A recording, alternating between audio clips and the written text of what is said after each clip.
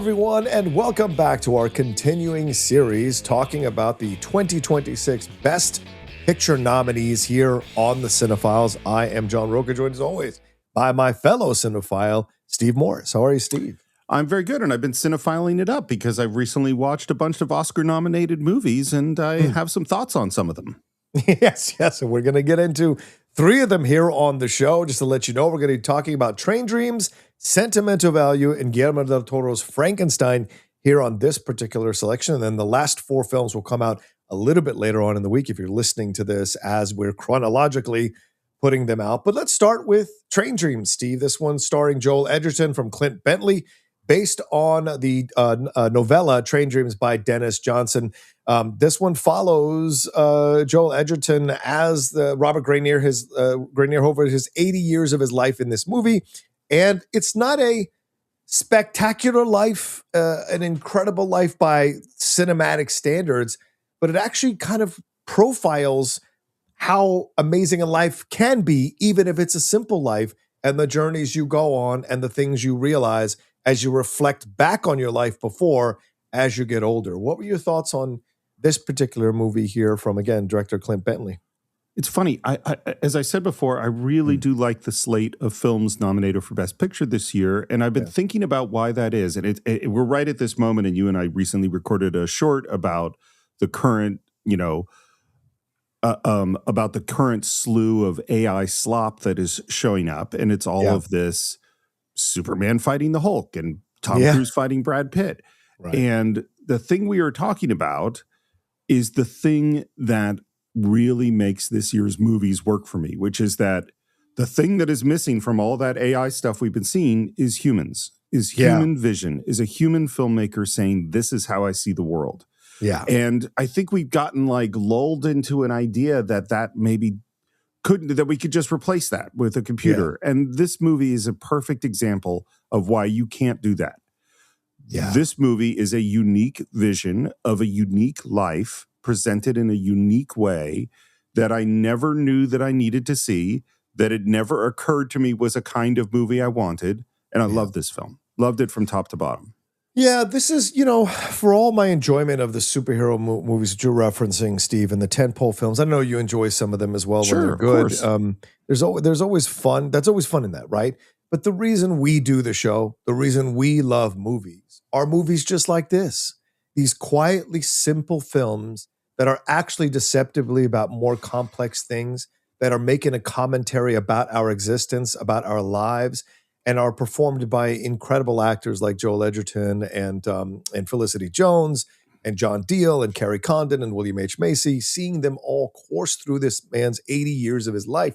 And Joel Edgerton's performance is so simple and beautiful and touching here.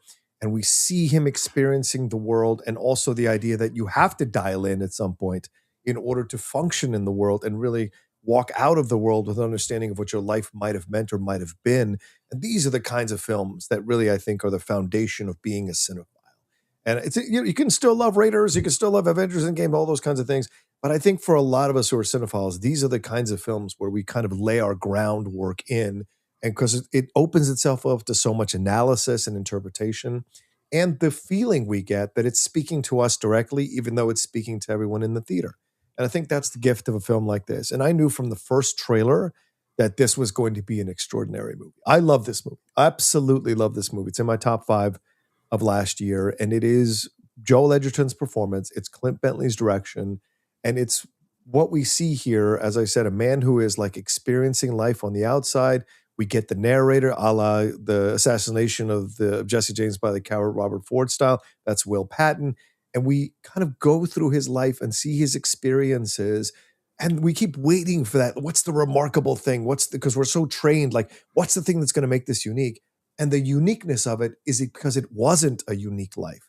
The simple life, the normal life, the everyday life is as unique as any big, grandiose life or character in its own incredible way. And I think that's one of the things that I was so blown away by with the movie. I've seen it 3 times now because it just is a very languid movement through this man's life that I found very comforting as I watched it.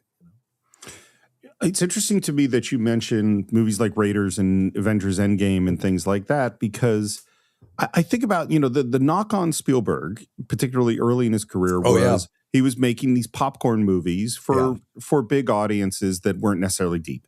And the thing about that is the intention was different, is that you think about, we have to stop the Nazis from getting the Lost Ark or they'll take over the world. We have to stop Thanos from destroying half of humanity and half of the universe. Like, those are big themes. And you totally understand why a whole bunch of people would be drawn to see movies like that.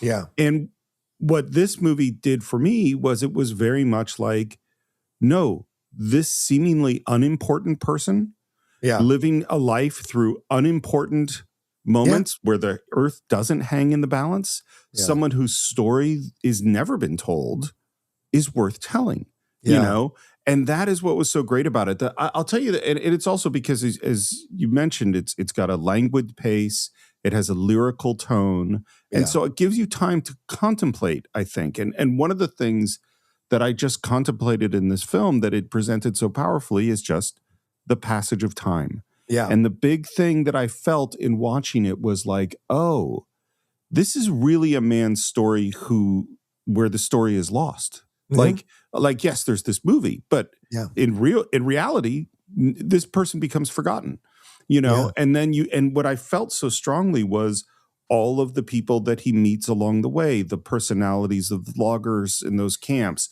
what it was like traveling on those trains, what it was like after the fire, what was it like watching his world change step by step.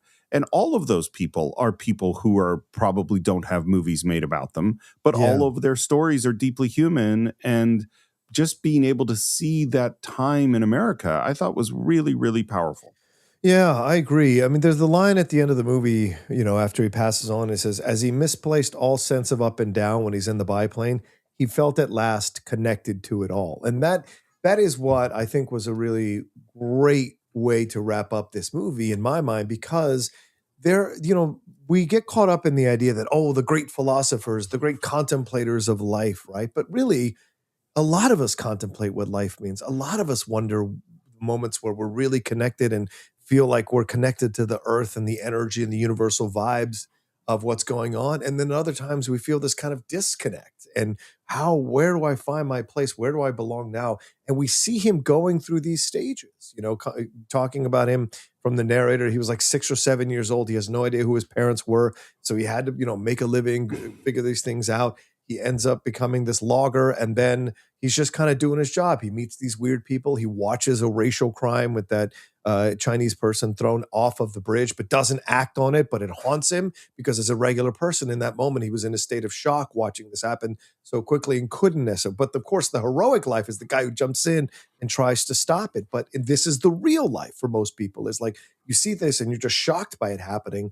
And you maybe beat yourself up that you didn't do anything. And so it haunts him. But then he meets, Felicity Jones's character, and that now dials him in to a whole new other existence. But he's still going off and doing the logging, and he's working with these interesting characters. You said, Steve, the William H. Macy character, which a lot of people felt should have been nominated for a Best Supporting Actor. So distinct and unique and interesting. And then what he loses, and then what he does with this, and then he ends up like doing a carriage or being a carriage driver and all of that, then meets Carrie Condon's character. So it is this thing where he is going through these stages of his life, but he is constantly trying to figure out life, even though he's not this great philosopher, this great talker. In his mind, through the narrator, through Joel Edgerton's actions and his face, we know that he is trying to understand what is happening through the world as he lives through it, as he becomes out of date in it, as he has to transition to multiple jobs to survive in it. And at that end, feeling finally connected to it all, he finally understands it before he passes on. And I think that's a lot of people's lives. If you're lucky that by the end you feel like, oh, I get it now, or I feel like I understood it. And I think that's what's great about the film. I mean, none of us are given an instruction manual for life. Yes. And you're right. This is life. I mean, obviously this guy went through real struggles, throughout his life. But like all of us feel behind the 8 ball and are trying to figure out what to do and trying to figure out who to be and where to go. And you see in his plodding way, this guy, because he's not going to solve the mystery of life, this guy. Right. This guy's just trying to figure out what he's supposed to do. And the tragedy, of the Felicity Jones relationship and because you just feel like, oh, they have this thing, Right. Just like when you're he's figured the thing out. And then and this is what life does, is like, okay, you go, okay, my life's gonna be about this, and life comes up and throws you a terrible curveball, and you're like, what is my life? Like what is this? Like what am I supposed to do? Because he knew that, he had to make money. And so he had to go do these jobs. But then his experience on these jobs were so filled with cruelty and pain and wacky people and interesting people and friendship and connection. And then as it goes on, it's also, he becomes even more isolated. He's now the old man on the same job, and that doesn't work, as well for him anymore. I really think, and it's interesting too, there's this spiritual aspect and an aspect, I would say, of deep sadness and a bit of madness, is that he, and it's so interesting when the friend comes out to visit with him and sit and talk. And you could see just all this compassion for this guy, who has gone through this terrible thing and understanding of who he is, Yeah. I mean, that's the gift of the movie, is the simplicity of life. And then all these things that course through his experience as he goes through them. And I think the direction of Clint Bentley here, Steve, we should move to that. I mean, I didn't know too much about this guy as a director. And I won't say that this is a masterpiece, but this is really close in the way he directs this film. And no one's going like, Clint Bentley is the next best thing, and he's on Nolan's level. But there's something about his direction here that is as good as anything I've seen in the last 20 years, and how he is able to take us through this story, which could easily have gotten boring, could easily have distracted you, could easily have been like, oh, let me look at my phone. There's just something about the way he directs this, the pacing of the movie, of course, the performances here that he gets out of his actors, that I just found to be so interesting, and I couldn't stop watching the movie. It's why I've come back to watch it multiple times, because there's just something about the direction that keeps hooking me and taking me through the progression of this man's life. I just found it to be brilliant. I mean, there is such a sure hand. I think this is his second feature. And there's, doing a slow paced movie about a dude who doesn't talk much. Set in a, this woodsy, setting. That's not easy to pull off and have me engrossed the whole time. Because the advantage of making the popcorn movie is someone's coming to kill you. You know what I mean? Yes, like you have to, and the whole point is to make it the most spectacular, exciting, thrilling, involving thing. And that's super hard to do too. I mean, it's really hard to pull off, but it's very different from going like, no, we're just going to watch this guy go to work. And then we're going to watch him at home, and we're going to see, and now we're going to meet this person from the Forest Service, and we're just going to have this conversation. I mean, that conversation is so, with Carrie Condon, is so, you have a feeling that something important is happening in the conversation. And again, because, I think I mentioned this in one of our previous reviews, is there many kinds of movies where I generally know where the movie is going to go. And this is one I don't. I have no idea where it's going to go. So when he's having this conversation, I'm like, oh, my story brain is going, oh, and this is going to be a new friendship in his life, and this will lead him to do that. No, that's not where it's going to go. And that's, again, for a relatively new director, that's tough stuff to pull off. I think the film allows you to analyze that conversation, because I mean, after that conversation, he hears his wife, and he has that moment with his child, right? And so it's almost like Carrie Condon is telling him, that the hermit thing in the woods is important as anyone. Like she's almost saying to him, like, your life is important, whether you're this big person on the stage or this person hiding out in the woods. There is matter to your life. And it's almost like she's offering him some closure from this pain. So the fact that he sees his wife and his child and has that experience, and then, wakes up there's a dream, like it's almost like a closure type of thing where he's moving past it because she talked about losing her husband from that long illness. So there is almost a shared pain, right? And so there's no therapist sitting down. Some people don't do that. Some people don't see that, don't can't afford it, or don't want to go that route. But it's in conversations with other people who have experienced pain that they find a nugget of wisdom or a way to put their loss in context or move past it because there's a bit of healing that goes on in sharing, right? And I think for the whole film, he's not actively trying, but he is contemplating connection to things around him. And I think that conversation, you could interpret it as a way of giving him closure from the movie. I think those are great points, and it's funny that you talking about that scene in terms of that his life matters, that it has meaning, that it's just as important as any other life, kind of relates in a weird way to the Avengers and Indiana Jones, which is this movie is saying this lumber carriage driver guy living up in the woods in Idaho is just as important as Captain America and Indiana Jones. His story, his life has just as much meaning, has just as much power to it. And the thing I was thinking about too, we live in a world where we're just constantly bombarded with ideas and stuff and things going on. And so, you can't help but seeing people throwing out quote unquote solutions to whatever your problems are. And whether or not those are actually good solutions is an entirely different topic. But like with this character, he has he's not watching TV. There's no social media. You don't see him reading the newspaper. This guy is alone with his thoughts, trying to figure out how to exist in the world and has no guide. So when he has this conversation, the conversations he has with William H. Macy, with one at the end with this friend, all of these conversations, that's it. These are the moments where he learns, like particularly I think with the William H. Macy character, like that's a person who teaches him about what life is. And he learns those little tiny lessons and then he crunches on them in his mind, you feel, day after day after year, trying to think his way through or be his way through this problem of who am I supposed to be in the world, Yeah, I mean, I think a guy like this in a different situation could have become a great thinker through universities, if he had found a way into some teacher guiding him into something, and then boom, he's out here like contemplating and thinking about and writing these kinds of things, and could have been this.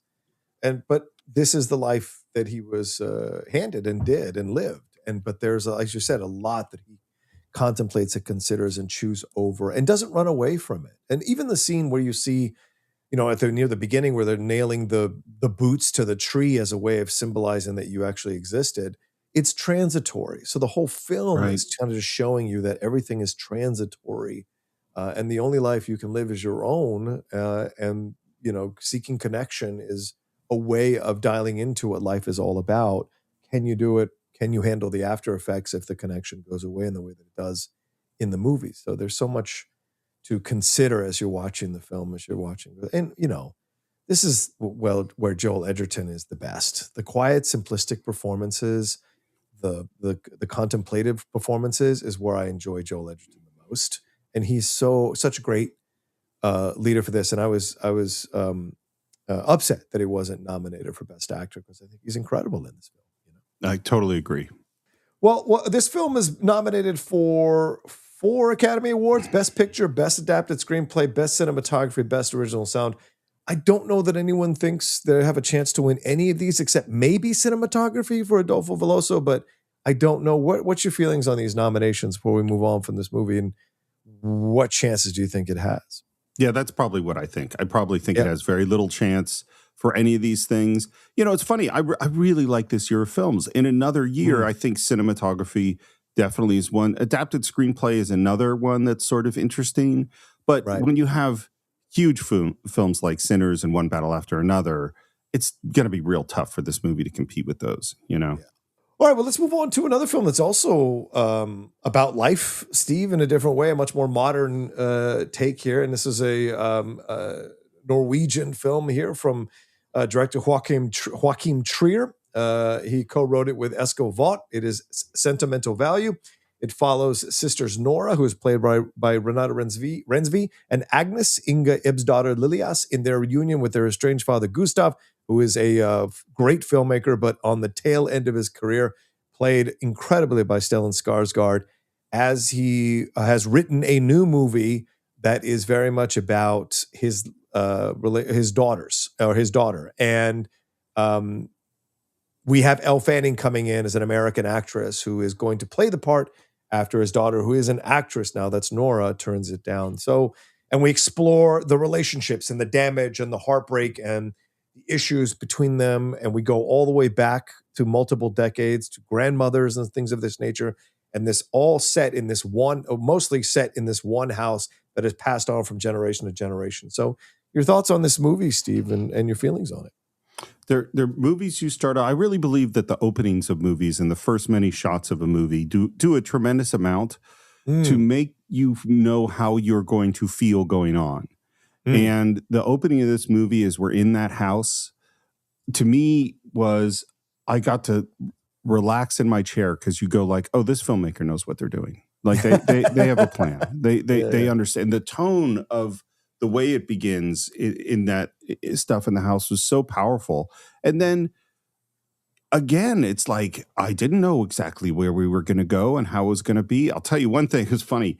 We recently had Shannon McClung on and talked about Wonder Man, the TV show. Yeah. And one of the things we discussed is that the opening of episode 1 of Wonder Man, where an actor is doing some stuff, was unbelievably stressful and difficult to watch. And the opening of this, after the stuff in the house where she's backstage having a panic attack going on, it was so rough to watch. It was so stressful. And what it does is it immediately, I mean, just the image at the very beginning, there's an image of a crack going through the house. Yeah. Yeah. And then we go to this woman who's having this panic attack before going on stage. And it's like, oh, this is going to be a movie about trauma, about the hidden things that haven't been dealt with, that sit underneath. And one of the things that I think is so successful at is just how fucking hard it is to talk to someone that you love who's hurt you, or someone you have there's a past there. And you can see with her and Stellan Skarsgård is like, it's so hard to get someone to hear you, to get someone to understand, to get someone to connect with what your experience is. And I think this movie does a beautiful job exploring that. Yeah, it's a fascinating film for me, because I found myself as an audience member judging both Nora and Gustav. I actually thought the daughter, who is the most put upon, Agnes, is it Agnes? I forget her. Yeah, Agnes. Agnes is the character that I most connected with in the movie. The idea of her navigating these two mercurial people in her life and having love for both of them, because both of them were essential to certain sections of her life, right? When growing up, the dad, and then when the dad left and the issues with the mom, the sister comes in, as she tells her near the end of the movie, tells Nora, how I know you don't know that you can care for people, but you took care of me when everything fell apart, when mom was down, when all this went down, you took care of me, you know? And so there's just something about her journey through the movie that I found myself more interested in. But the other two characters, I had to really have a conversation with myself, because it's challenging. They're challenging people to care about, because I found myself judging them. And this is part of getting older for me as a human being. I find that some of these characters, and I'm sure you've had the experience, Steve, as well, like you find yourself judging these characters rather than going like, you've got to create space and grace to understand these characters, which is what the movie is essentially trying to tell you, is that you can be caught in the cycle of trauma. You can be caught in the anger and the frustration and all of this kind of stuff. But until you find your way to process it, to put it in its context, to create understanding, you won't be able to move on with your life. You'll be haunted by it constantly. And I think that's what you explore in their relationship. And even by the end, there's no kind of like, I'm sorry, Dad, I'm sorry, Grace, and all Anna. There's none of that. There's just this long look between them after a scene is shot, where it's kind of an understanding of both of them. They don't need to say anything. Me putting you in this movie tells you how much I love you. Me committing to doing this movie tells you how much I love you. And that's what we're doing, and that's how we're working on it. And there's no big grandiose Hollywood come together moment. It is much more subtle, which I think is how it is for most people, Steve. I think we see what we see in the movies, but most people, sometimes it's an unspoken thing, which I thought was a really powerful way to do it by the end of the movie, you know? I think those are great points. And what you made me think of is what's interesting. We know that there's trauma in their past. We know that their marriage, that dad's marriage with mom split up and that he went off to make films and they felt somewhat abandoned by him. Yeah. We actually get very few details. Like this kind of movie, when you're going like, oh, we're going to deal with childhood trauma. Well, you're going to see that trauma, and the trauma is going to be pretty traumatic. Yeah. And this is what you made me think of, and I'll try to see if I can figure out how to say it the right way. But I'm sure I know you and I both had long-term conflicts with various people that we've shared with each other. And when you have these conflicts, particularly with family members or people that are friends of a long time, you develop a list of stuff. Right. This is this thing. And for the most part, most of that stuff doesn't sound like anything. Because it's all little things that are part of this greater pattern. And and I'm sure I've certainly had this experience where I started to list the stuff and then it all just started to sound so petty, you know? But even I knew this was super important, but I like when you said it. And I think what this movie does it not having that big cathartic moment where they express everything is, you know what? It wasn't the individual stuff. It's not the little, it's bigger, it's things that you actually can't really express. You know what I mean? Like there's moments where, there's the great moment where they're talking about the kid and the kid had said, I see you. You know, they tell that story. And then Nora has sort of a panic attack. Mm-hmm. And it doesn't explain, and they never go like, why did those particular words get you in that particular way? But they did. You know, and then we're left as the audience to sort of contemplate and fill in kind of what that means. Yeah. And it's the same with the conclusion. You know, we know that they get to a place at the end. Again, it's a spoiler alert. Sorry, but they get to a place in the end where they find some simpatico. Yeah, but we don't actually see the mechanism by which that happens exactly. Right. You know, like that isn't what it is. By the way, the other thing that really struck me watching this movie, and it related a lot to Hamnet, which is Hamnet in its way is showing the healing power of art. Yeah. And this movie in its way is showing to some degree the healing power of art. And I think the distinction is that Hamnet actually isn't about the artist. It isn't really about Shakespeare and his need to create that art. This is about the artist. And what is going on is like art is these characters' way of dealing with their trauma. Yeah. It's their way of expressing the things that actually they can't express that well in words. They are driven to do art in order to deal with the pain. And it's fun. It's funny too, because we just talked about Train Dreams. And there's like, this is how is this person moving through their life? And this is how they choose it. And here's another movie. This is how these people are getting through the pain and difficulty of life. Well, that's the thing. When you finish watching the movie, you go like, well, goddamn, they're essentially there's flip sides of the same coin, both Gustav and Nora, because they're both artists and they're both driven by this thing that you can't really explain or characterize or quantify that drives them to create the work, right? Her panic attacks, you can say are correlative to his drunken nights when he calls and leaves messages. That's how he deals with his trauma. Her trauma is through panic attacks. His through that. She lives a life where she sleeps with a married man who she's in love with. She has these panic attacks. She had a suicide attempt. Those are all driven by her desire to stay in the anger of the unresolved feelings of trauma. And this whole thing. So in a way, the film is almost making a commentary on like how you damage yourself if you don't try to seek understanding and closure and some kind of way to navigate your life where you let those feelings go, let the hate go, let the pain go, because all you're doing is hurting yourself. Gustav in the same situation. He's damaged his relationships with his daughters, so much so that Agnes, who has never, I think from what we hear in the movies, never stood up to him, takes him to task about wanting to use her son in his movie. And that's a pretty emotional scene for Agnes's character, which I think makes it more powerful than the passive-aggressive Snipes that Nora and Gustav make to each other whenever they're in the same room with each other, because they can barely stand to be in the same room with each other. And you see that that's how Agnes has come to this place of understanding both of them and choosing to see the positive about them as people rather than staying in the pain or hurt that they've caused her through her life. And so I think there's just this commentary about it, so that by the end, Gustav, when Rachel walks off the film, when Elle Fanning leaves, like, he is devastated by that, because I think he realizes, like, I tried to make this thing work a certain way and it's not, and I don't have the power to do it like it, because I need her. I need her to be the lead of this movie. I need my daughter to be the lead of this movie. This is how it has to work. And so it's this, as you said, the healing power of art, but also why creatives turn to art sometimes is also because they're navigating their own pain through the work, through the creativity. And it's a form of therapy at times if it's done correctly. And so you see that with both of them, I think, throughout the whole movie, you know?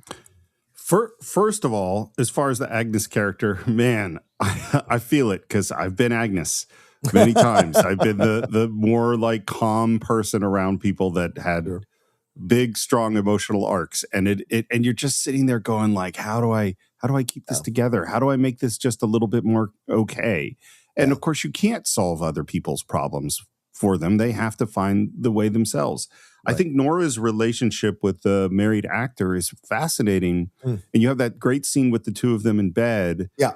And it's so much about her. She is aware that she pushes intimacy away, and her feeling it's a good thing that he's married, because that makes it impossible for the relationship to go to the next level, and that keeps her safer.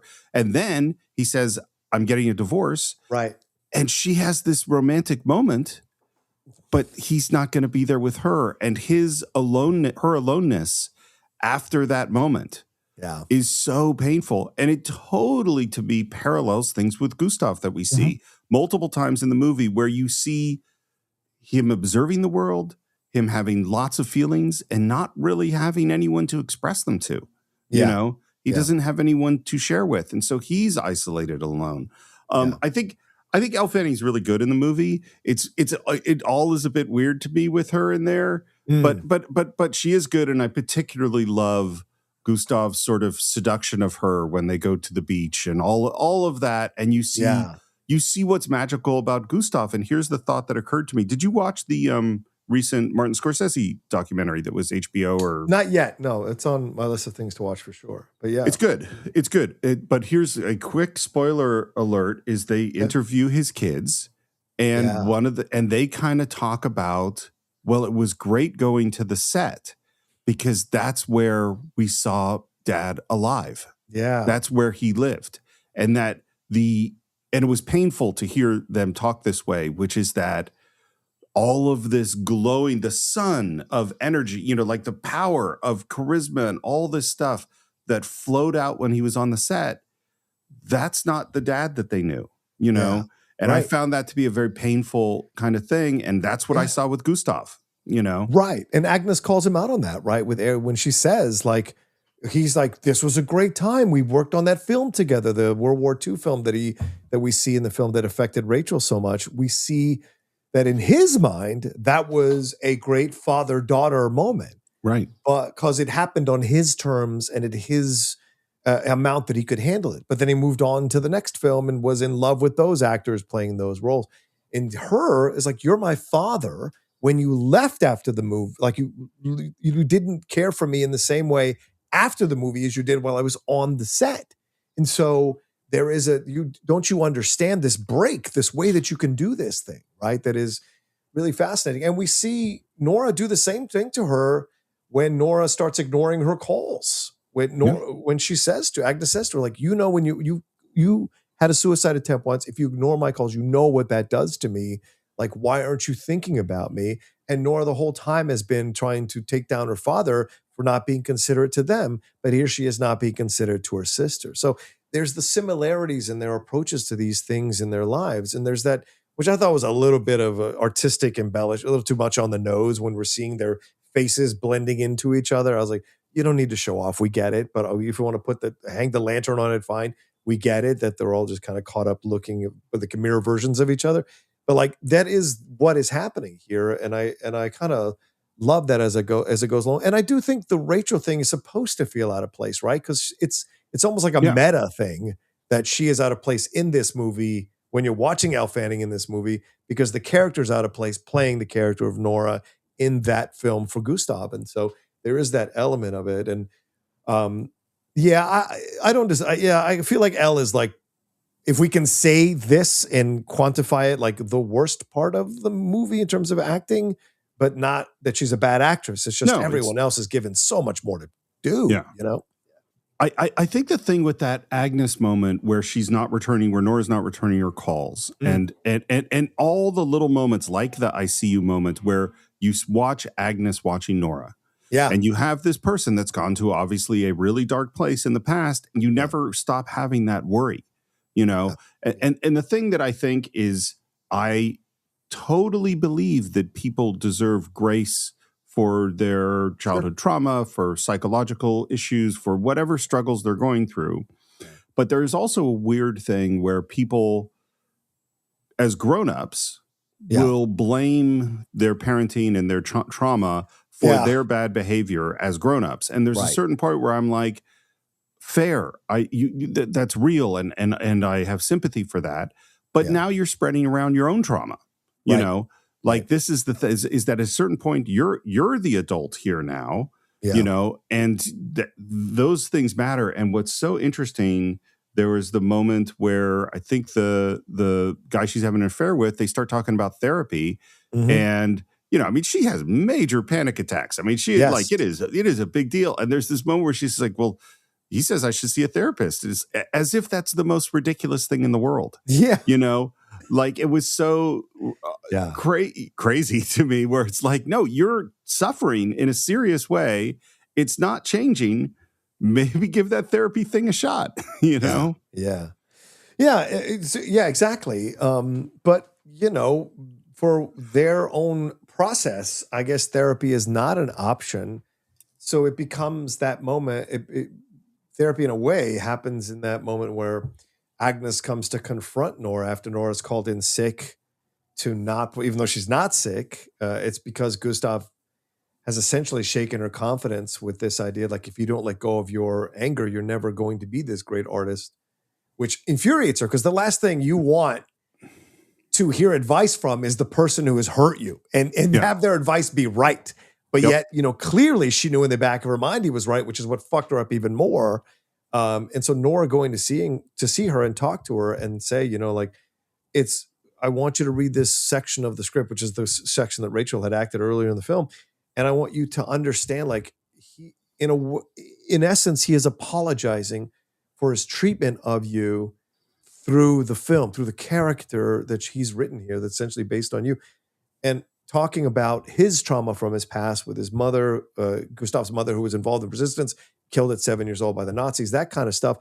He is essentially apologizing for the trauma that he's transferred onto her and how he treated her. And I don't think he feels compelled with Agnes, because Agnes has always probably forgiven him. But Nora is the one who has been the most angry at him. And so this is what inspires him to write this script. And so it's in the reading of the script that the walls, the dam breaks a little bit.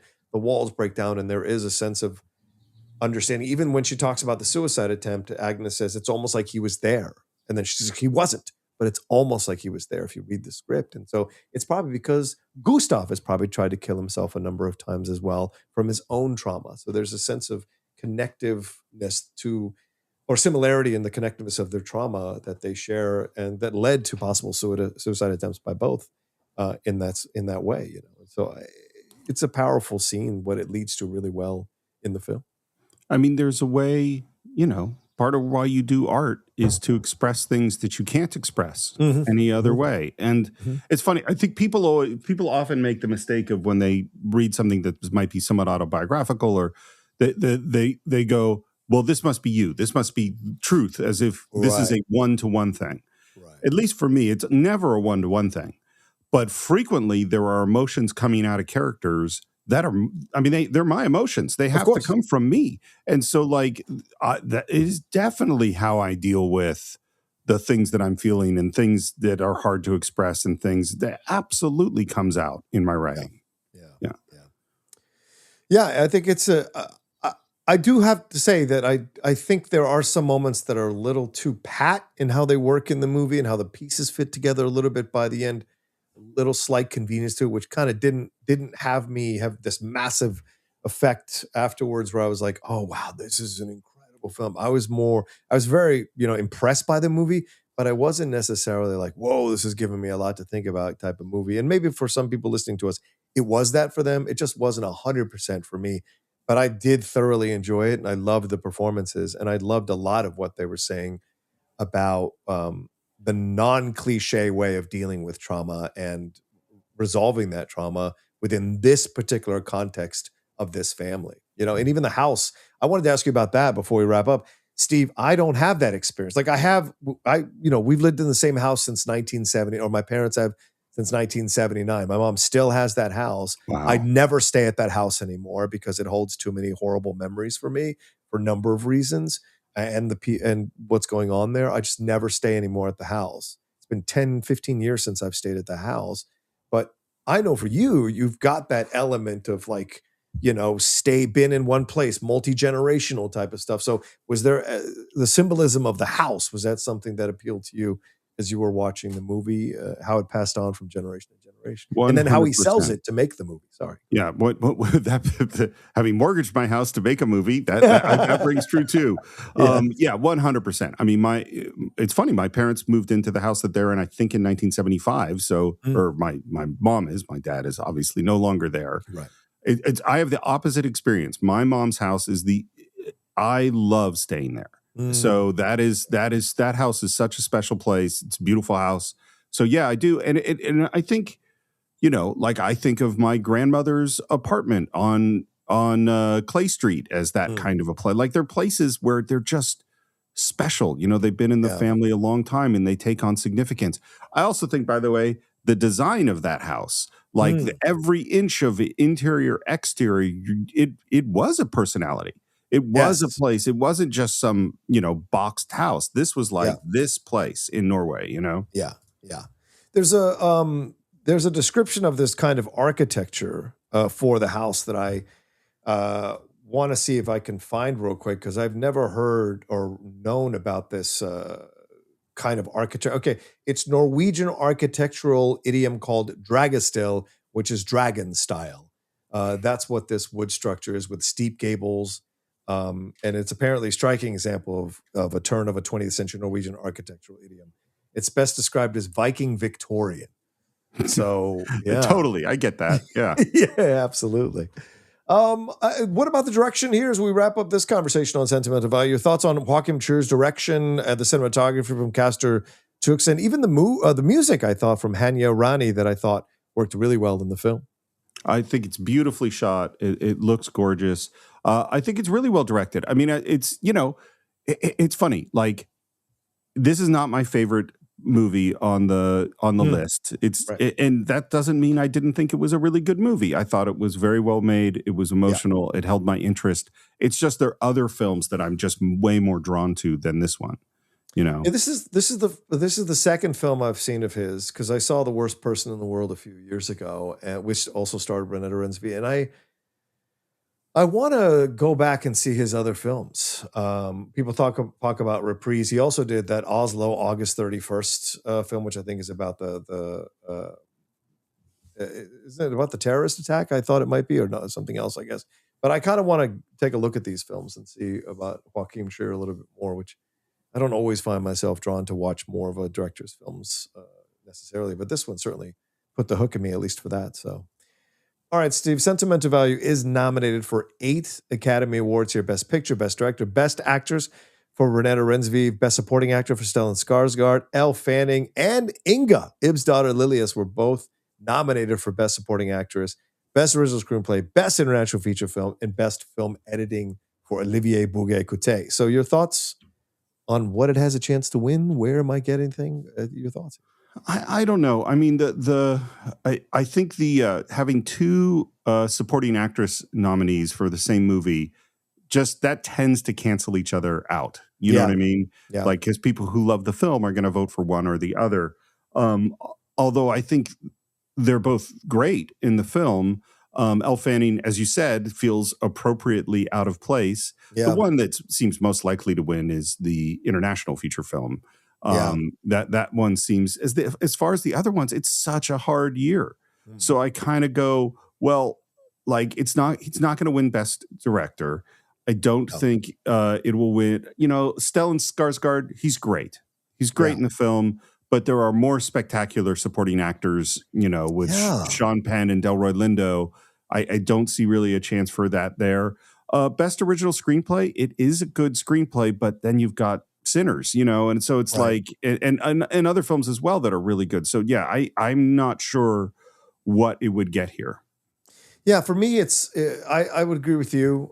The way I look at it and see where it's at, it's I think picture no way, director I don't think so, actress no way with Jessie. That's pretty much a given. Supporting actor is where the possibility lies, but I'm with you. I don't think Stellan did anything that grandiose in this movie to put him ahead of everyone else. I think he won one of the awards recently. I don't know if it was Critics' Choice or one of the awards he won. And I don't understand. I really would not have nominated Elle in the movie. No. She has a couple of really good moments, like the scene when she's reading from the script and has that emotional moment with the actress who's playing her mother. I thought that was a really nice moment. And when she's coming to remove herself from the movie, I think that's a really great scene as well. But there's not much there that I found merited a nomination. I love Elle, but I just was surprised by that one. Best international feature. I agree with you. Best international feature, and maybe even editing. I don't know how they can look at editing, because I mean we have those multiple black fade to blacks throughout the movie. Is that an element of how that happens through the movie? Is the editing going back and forth in time? Is that a much more effective thing that could get an Oscar? I don't know, but yeah, international feature is probably where it's at for sure. Yeah, I mean, looking at the editing ones, every one of them has super interesting editing. F1, Marty Supreme, One Battle After Another, and Sinners. They're all super interesting in terms of the way those films are cut. So I just don't see that this, you know, again, I'm going to say it for the 900th time. I'm the worst at predicting things, so I wouldn't make any bets based on what I'm saying, but that's how I see it. All right, well, that's our conversation on sentimental value. Let's move to our last film in this particular section of the Best Picture nominees series conversation, and that is Guillermo del Toro's Frankenstein, based on Frankenstein or the Modern Prometheus by Mary Shelley, who is currently a character in the Bride movie that is out in theaters right now as we're recording this, starring Jessie Buckley, who we spoke about in our last conversation on Hamlet. So, Steve, I don't have to tell you the Frankenstein story. Everybody knows the Frankenstein story. This is told in a uniquely interesting way. Guillermo del Toro, probably, in my opinion, the most artistic film he's ever delivered here. And I love the performances from Oscar Isaac, Jacob Elordi, and Christoph Waltz. A little bit less so with Mia Goth. What are your thoughts overall on this movie and, feelings on this one? I might disappoint a whole bunch of people. This movie is the one I am most mixed on. Wow. Okay. On the one hand, in terms of its visuals, production design, costume, makeup, cinematography, it is stunning. Like every second of this movie is absolutely stunning and filled with all of the Guillermo del Toro goodness that you would expect. Yeah. What my feelings about this, in a weird way, really reflect my feelings of the book, which is maybe a sign of how well done this is, which is, I mean, it's an odd book. And the thing about reading that book is that it's really all about the creature. When you get to the creature's story, I am 100% involved in the book, and that is how I felt about this movie. The first 40 minutes or so, despite being well acted and well shot, and I just don't like Victor Frankenstein. Yeah. Like, he's just a jerk. And it's not that Oscar Isaac's performance is bad. I think his performance is good. I just did not care throughout the first 40 minutes of the movie until the creature shows up. And once we get to the creature's story, I was 100% in. That's what I mean, but I'm mixed. Like, I just can't say I love the whole movie. I can say I love the creature and the second half of the movie, definitely. Oh, wow. Yeah, we are going to disagree on this film, I guess, because I loved it from the first moment on. I thought Oscar Isaac was great as Victor Frankenstein. I found myself connecting with that character in a way that I'd never connected with him before in previous iterations, whether it's the old Boris Karloff film or the Kenneth Branagh movie. I don't know if there's ever been other. I don't know. I know. There's tons. There's tons of There's been tons of other yeah. versions, but maybe Gene Wilder. There you go. But I loved what Oscar Isaac did. I thought this was really interesting. A man who is driven by his hubris, his arrogance, his conceitedness. We're seeing Timothée Chalamet in real time kind of possibly be blown apart for his arrogance and his hubris right now. So there is this belief in his talent. He's got this cockiness within him, and he's willing to go to the past, what people would say is the correct place to go in order to achieve what he wants to achieve. And seeing that play out in the movie and the ramifications of that point of view, of that drive, of that ambition, of those violations of the human law, I think come to bear in their relation. But just like our film Sentimental we just talked about, there is a sense of a father-son dynamic, a father-child dynamic here that has to be resolved by the end. And both of them have to give grace to each other after essentially terrorizing each other for a majority of the back half of the movie, that I think is so powerful. Like I cried at the end when they have their confrontation, and then closure in the ship. Like I was like, oh my God, like I'd never seen that in a Frankenstein movie. So for me, there was some real power in that. I think my issues come with I think Maya Goth's character is severely underwritten. I think his brother is severely underwritten in the movie as well. So those impacts of their characters doesn't carry as much weight for me. But I love what Oscar did. I love what Christoph Waltz does. He's becoming such a great character actor to come in and deliver powerful stuff and then have things happen to him. And I thought Jacob Elordi was exceptional as the monster. I said this in my out of theater reaction when I walked out, like he should be nominated for Best Supporting Actor. And I was not surprised that he was. It's just, to me, it is one of Guillermo del Toro's best films that he's ever done, even better than Shape of Water for me, because there's something about connecting to the grandiose guy who crosses the lines and we see the results of what happens to him. And the pathos of the monster comes through so powerfully as well throughout the whole movie. First of all, 100% agree about Jacob Elordi. I think that's what I mean. It's like the minute he shows up on screen, I was 100% in. Totally involved. The design of the creature is incredible. Incredible. The color control, the way it contrasts with when he's in that basement, the withholding of red and having it just be with Maya or with other places, like all of that stuff is beautifully done. And I mean, the story of the creature, that kind of a story is one I will always be drawn to, whether it's whether it's Frankenstein or whether it's Data in Star Trek. I don't fit into the world, and I'm trying to figure out how he fits. And it's funny too.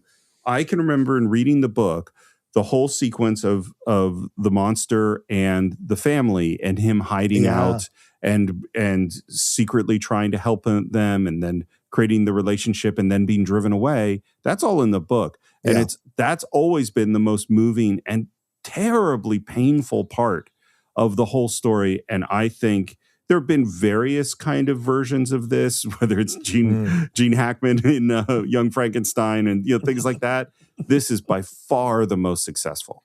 You become just so sympathetic with this monster in this case. You can't bring up the Gene Hackman scene. I just relive it in my mind. It's maybe one of my favorite scenes in the whole movie. Just him shattering his glass and setting him on fire. It is. So the coyote stuff, that whole sequence, it's just so devastating to see what all of that, because it's a person trying to care, but with kind of an infant's point of view, because he's not mature enough yet mentally to understand all the things that he's doing there. But of course, those are all learning experiences to what he is by the time we see him at the beginning of the movie. Then later on at the end, when he shows up at the ship fully, we see that those are all learning experiences. The stuff with him and Mia Goth and the connections they have down underneath, like that whole the connections that they. I mean, she's almost like one of these people that loves nature and loves animals in a way that she cares for him, but then it becomes something much more in their connection, in their spiritual connection, which ends up leading to her death. and all of that he carries with him, that is this anger and resentment. It's very simple, but we also see Victor's beginning. And so there's, again, similarities to Sentimental Value. We have what happened to his mom in Sentimental Value affecting Gustav in the present and his relationship with his daughters. And we see that Victor is driven to achieve these things because he had an asshole, domineering, loveless father who whipped him if he didn't remember all the different parts of the body and the different terms for all the medical stuff that's going on. So there's this sense of trying to prove himself to the world because his father destroyed his self-esteem. So the arrogance and the cockiness is covering up this part of him that is has self-confidence issues about what he's doing. It's his act he puts on until he sees that the trauma from his father he's passed on to the creature, and that is the resolution in a way by the end that I think is powerful from this movie. But yeah, dude, I love this film. I do. I love this. This is my kind of rollicking fucking monster movie that I thoroughly enjoy, By the way, just on Victor's father, I think Charles Dancy has carved out a niche for himself there, because nobody's better at being that particular kind of a dick, So I agree with all those points, and I kind of feel like with this movie that I'm going to watch it again at some point, and I'm sure I will appreciate more. I just was so turned off by Victor, because it just continues like, what are you doing? Why are you doing it this, like, and the other thing I think, by the way, I'm fascinated, and maybe this will be a weird thing to bring up, because it doesn't exist like in the original Frankenstein movie. This doesn't exist. But in the book, and obviously in this movie, is the ship frozen in the ice. Yeah. Like this, it's so bizarre that that's actually where all of the story of Frankenstein is told. And I find that just one of those fascinating settings, novelistic settings. And the way they handled it and handled way Del Toro created the characters of the captain and what was going on in the ship and the absolutely terrifying nature of this creature. Oh my God. When he's coming at you, it is terrifying. Yeah. When he is moving the ship by himself, Jesus, Mary, Mother of God. And then when he gets onto the bridge of the ship and he's like throwing them all around and you're right, dude. It's a ferocity that's truly unsettling when you see it happening, for sure. What about the cinematography here by Dan Lauston? He was nominated for the cinematography. Do you like the look of it? And even the music by Alexander Desplat, who's a fantastic film composer working now. I think you also did Shape of Water. So what are your thoughts on the cinematography and the music? Both great. And the cinematography and production design, costume design, makeup, and hair, they're all in lockstep, because you can't get this great look if the cinematographer doesn't understand every single color and every single paint treatment that is going on to the set. And the people making the costumes and building the sets can't make sure that they're going to look great unless they understand what the cinematographer is going to do.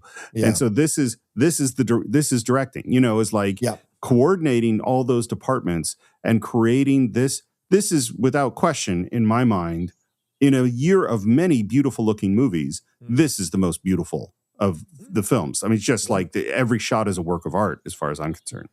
Yeah. Well, I mean, it's nominated for 9 Academy Awards: Best Picture, Best Supporting Actor for Elordi, Best Adapted Screenplay for Del Toro. As I said, Best Cinematography for Dan Lausson, Best Production Design, Best Costume Design, Best Makeup and Hairstyling, Best Original Score from Alexander Desplat, and Best Sound. So there's a lot here, Steve. So that tells you how much the Academy loved the movie. Do you think it has a shot to win any of these 9 categories? To me, production design, costume, and makeup and hair, there's a strong bet. For costume design, I just find Ruthie Carter a tough person to beat ever. Yeah. And Sinners is so iconic in its costume look. But I think this has a really good chance for those. It's so hard because you get into, best sound, how's it going to do going up against a movie like F1, which is such a sound-filled movie. I love the score, but there are a bunch of other great scores. I think they will come away with a couple of awards, but it's a tough year. Yeah, I agree. I would say production design, costume design absolutely has a really good shot at winning both of those. Maybe makeup and hairstyling, maybe. But I think it could pull an upset in Best Supporting Actor for Jacob Elordi. And there's Sean Penn is great. I think people love Stellan Skarsgård. People love Benicio, but Jacob delivers like an incredible performance of the monster. And I think that could go a long way with the sympathy of the voters who enjoy this young actor coming up who delivers this really moving portrayal of the monster that affects you. He's the heartbeat of the movie. So it's like, so like this may be enough to put him over. So I think there could be an upset. I think Sean Penn will still win, but there could be an upset if Jacob Elordi takes this thing. I would not be surprised if he does. Honestly, it's very possible, and I won't make any predictions, but don't count out Delroy Lindo. I mean, right? Yes, for Sinners, yes, 100%. I mean, this to me is the toughest actor category. I think, like these are some real, and I would be thrilled if Jacob Elordi won. I would be totally not surprised if Sean Penn won, and I would be over the moon thrilled if Delroy Lindo won. Yeah. Well, that's our thoughts on Guillermo del Toro's Frankenstein. We hope you enjoyed this conversation we had on Train Dreams, Sentimental Value, and Frankenstein. We'll be back with our last 4 films here. Speaking of Sinners will be in that mix. One Battle After Another, The Secret Agent, and Begonia. That's how we're gonna wrap up our series. And of course, don't forget we have our our Cine-Files Awards. They're on this Saturday at 3 p.m. PT. The ballots are out for you all to vote on them. They're on the free tier of the Patreon. What else do we have to say about this, Steve, that I might have missed here? Well, it's patreon.com/the Cine-Files, and it costs you nothing to vote. You just have to go join the free tier, and you can go to the ballot there.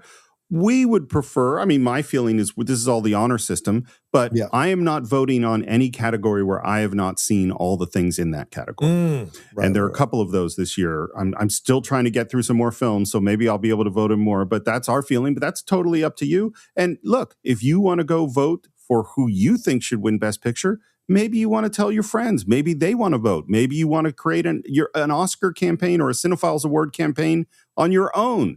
No reason not to do it, because this year, for the first time ever, we will be doing a Cine-Files deep dive on the winner of our Best Picture award. So your chance to choose what movie we're going to do is by voting in the Cine-Files Award show. So check it out at patreon.com/the Cine-Files. And do we have an end time for them where the voting you have to cut off the voting so we can calculate the numbers? I believe in order to have PricewaterhouseCoopers and all of them do the full tabulation and have it have it legally verified, we do need a full 24 hours in advance. So voting will close the day before.